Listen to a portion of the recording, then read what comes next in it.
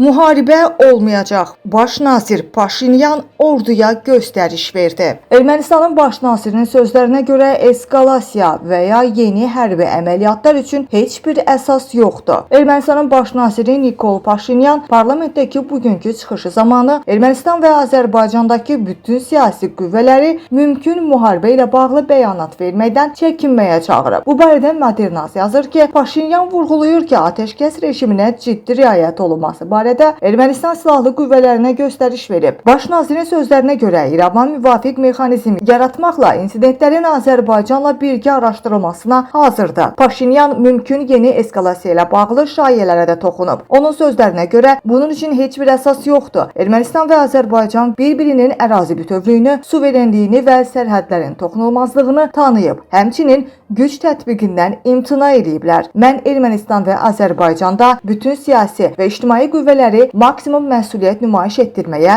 və sülh gündəminə xələl gətirən bəyanatlar verməməyə çağırıram. Ölkəmizin xalqları sülhə layiqdir. Müharibə olmayacaq, sülh olacaq deyə baş nazir açıqlamasında bildirib.